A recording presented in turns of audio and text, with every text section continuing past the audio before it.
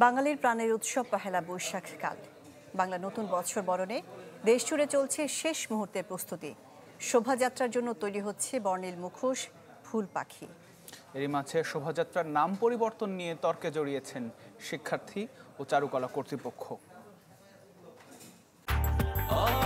Breakfast, tiffin কিংবা snack টাইমে মজাদার আয়োজন মানে অল টাইম ব্রেড। সবখানেই ব্যস্ততা, সময় নেই একটুও। বাংলা পঞ্জিকা মেনে নতুন বছর বরণে জোর প্রস্তুতি ঢাকা বিশ্ববিদ্যালয়ের চারুকলা অনুষদে। নববর্ষের আবাহনে এখান থেকেই বের হবে শোভাযাত্রা। তাই রং তুলির আঁচড়ে তৈরি মাটির সরা, মুখোশ, স্ট্রাকচার আর প্রকৃতির ক্যানভাস। যদিও নাম নিয়ে তর্কের টেবিলে এবার নেই আয়োজনের মূল কাণ্ডারি শিক্ষার্থীদের একটি বড় অংশ। আগুন নাশকতা সহ নানা সমালোচনায় শুরুতেই গুঞ্জন বয়কটের।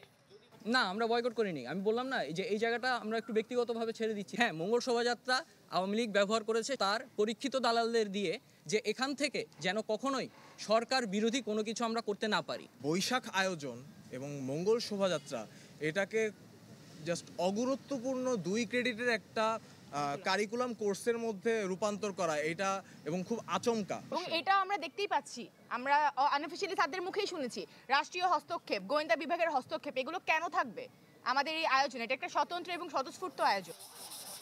এদিকে শিক্ষার্থীদের এমন বক্তব্যের জবাবে চারুকলার ডিনের অভিযোগ, কিছু শিক্ষার্থী শোভাযাত্রাকে বিতর্কিত করার চেষ্টা করছে।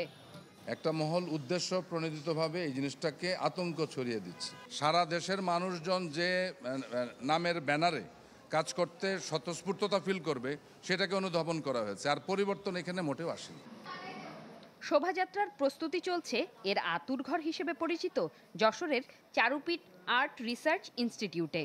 দেশ ও দশের কল্যাণের প্রত্যাশায় যেখানে এক হবে হাজারো প্রাণ।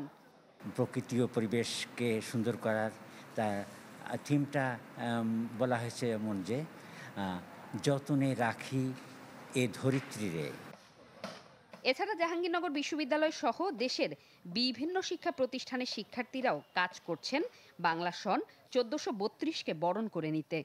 বরাবরই হয়ে আসতেছে ঐতিহ্যগতভাবে, এটা আমরা পাঞ্চিনী নামে শুরু করছি। তো সব মিলে আমরা বৈশাখ উদযাপন করার জন্য বেশ প্রস্তুত আছি। ইনশাল্লাহ আমরা মনে হয় খুব ভালো মতো এটা সফলতার সাথে শেষ করতে পারবো।